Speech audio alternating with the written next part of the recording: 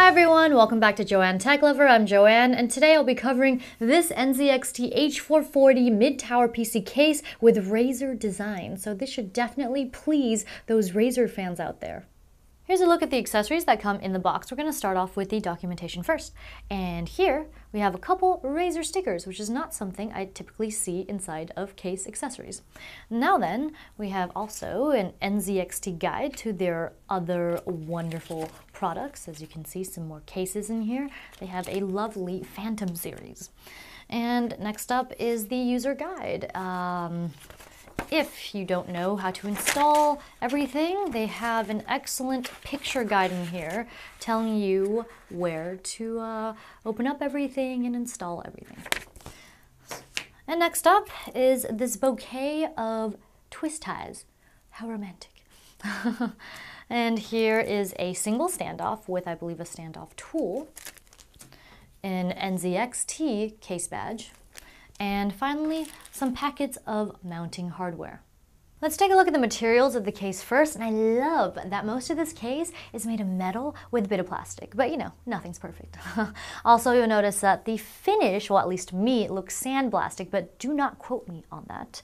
And not only does it look great as a matte finish, but it doesn't really attract fingerprints. You'll notice that, yeah, you'll see a little bit, but it kind of just absorbs it or something. It's like magic. All right, now let's go over the dimensions, shall we?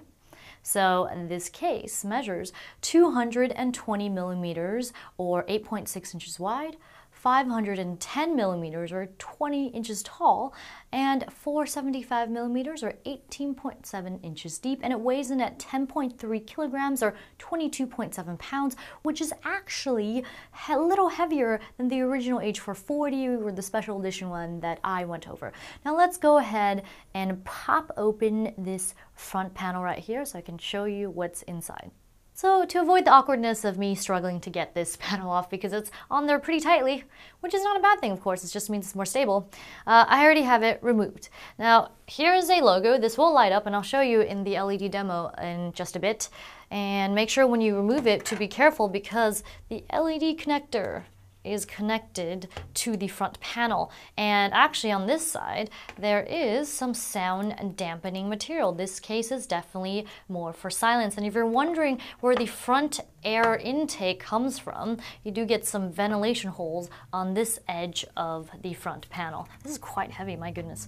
Okay, now moving right along, on the inside there is a magnetic, of course, removable dust filter, and you know how exciting that is to me. Alrighty, on the inside, this is not something I see a lot, but they have included for you 3 120 millimeter FN V2 fans. And there's another one in the rear too. But that's a lot of fans that they've included.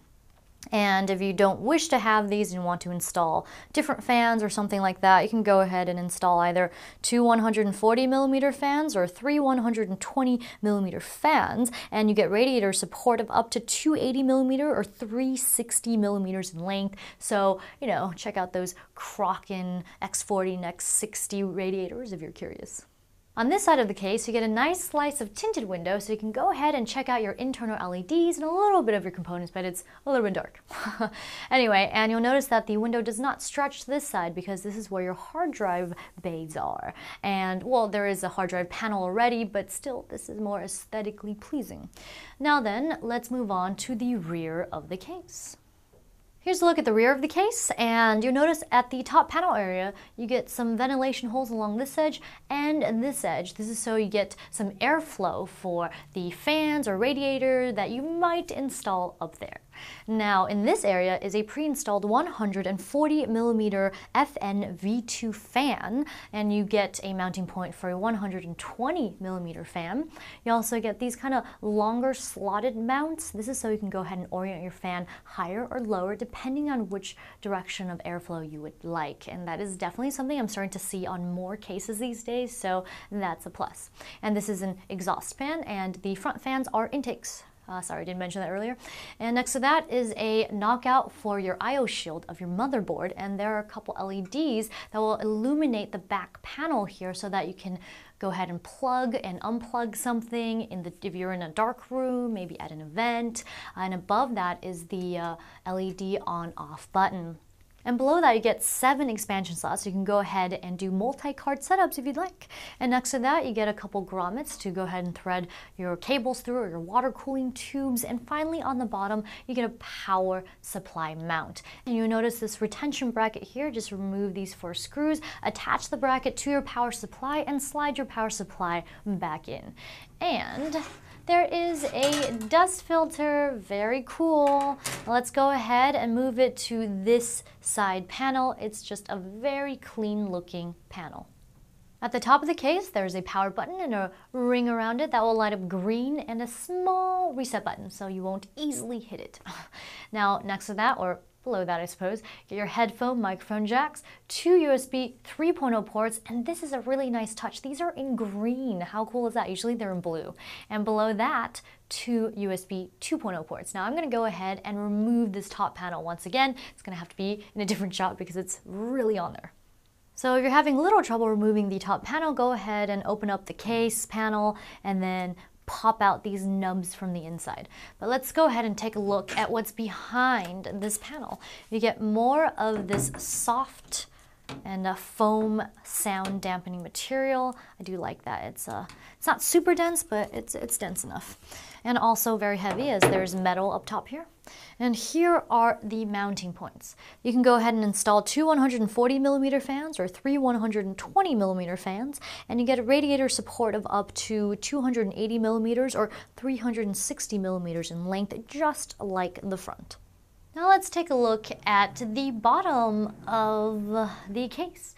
You do get these raised feet, and you get rubber padding on each of the feet. This is to help improve the airflow as well as help reduce vibration. And down here there are plenty of ventilation holes for where your power supply sits, and you can also install a 3.5-inch drive on the bottom of the case or a 2.5-inch drive. I'm going to remove the right side panel first, and something to note is that these thumb screws are captive. That means they don't come off, and what's great about that is you don't lose them, yay! And the side panel just slides out like so. Not the hinge design, but this is cool too. And on the other side, you get plenty of this noise-reducing material. Once again, this is meant to be a quiet case. On the inside, you get plenty of room for cable management. You get between 17.7mm to 32.5mm. And as for motherboard compatibility, it's compatible with mini ATX, micro ATX, and ATX motherboards. In this section, you get this kind of trapezoid-shaped, very large cutout for your aftermarket heatsink, easy for you to swap your coolers in and out. And you also get plenty of tie-down points as well as rubber grommets, thick grommets to thread your cables through and keep them nice and tidy. Here's a closer look at the fan hub on the right side of the case, and 4 of the case fans have already been plugged in. It can house up to 10 fans. You can see there are still 6 of them that are free for you to go ahead and plug in something. Next to the fan hub, you get 5 3.5-inch and 2.5-inch drive caddies. I'm going to go ahead and remove one of them. And these are, like I said, also captive screws, so they will stay on here. And go ahead and just remove the drive tray just like this. And you'll notice that this is also metal. There's just so much metal in this case, it's amazing. And you get 5 of them that are like that as well, and the power supply shroud on the other side is also made of metal. Now let me go ahead and go over some of the front panel connectors. This is your 20-pin USB 3.0 header. And then, of course, you get your power reset and LED connectors. And then here is HD audio. And here is the Molex plug that powers the fan hub as well as the LEDs. And this little guy, this is the USB 2.0 connector. I've already removed the left side panel, so let's see what's on the other side. They have included, next to the slice window, some more sound blocking material. Very nice. They have all their bases covered. On the inside, you do get this metal hard drive panel that I told you about earlier. Not sure why they didn't extend the window since this part was blocking the hard drive trays anyway. But moving right along, here's another look at the 140mm rear exhaust fan right there. And let's go ahead and move it on downwards. Over here, you get mounting points for two 2.5-inch drives. Go ahead and load up your SSDs. We can go ahead and remove them. It's very easy. Just take off this screw and just slide down. And here is your 2.5-inch drive mount. Also metal. Some quality parts in this case here, folks. And below that is your power supply shroud. And here is the Razer logo, and it lights up. And now for a look at the clearance of this case, as I'm sure you are curious. So we'll start off with the CPU cooler height clearance. It is up to 180mm or 7 inches. As to graphics card clearance, you can install one of up to 294mm or 11.5 inches with the hard drive trays in place, or 406mm or 15.9 inches without the hard drive trays. Here's a look at the case LEDs, and the button at the rear here will turn all of the LEDs on and off. And here are the two I/O LEDs that I told you about that help light up this area. And here's a look at the logo that lights up on the power supply shroud, as well as the base lighting of this case. Very cool. Kind of reminds me of some mice with base lighting, but anyway. So here it is off and on. Last but not least is the front Razer logo, as well as a better look at the base lighting. Here's a side-by-side comparison of the NZXT H440. This is the special edition black and blue color, and the Razer edition sitting right next to it. And from what I can see, the original version has this matte black finish, but as you can tell, there are some fingerprints on there. But the Razer edition has more of a grainy look to it. Here's another side-by-side comparison of the two cases. The Razer edition has a really tinted window now that I see it in comparison to the original window, which is just clear. So that is a nice touch. Unless you want to see your components, then you might want to get the other version. Anyway, so aside from the finish of the case and the design of the Razer logos and the lighting, I would say most of the other features are pretty similar, if not the same. Here's a look at the pros and cons of this case. So what I like about it, well, all that metal, love it. I mean, just quality right there. And for Razer fans, it's Razer themed. Nothing else needs to be said. Also, the LEDs for the logos, the underglow, and the I/O area are definitely a welcome addition, but the other one also lit up, but I'm just saying that's definitely a perk. And you also get 4 included fans, which is a lot, and tons of water cooling support at the top in front of the case, up to 280mm or 360mm, just to rehash. And there's a tinted side panel window for those of you who prefer a more subtle look to their case. And the green USB 3.0 ports are really unique. I don't see that a lot, so that was awesome. And you also get steel drive trays with captive thumb screws.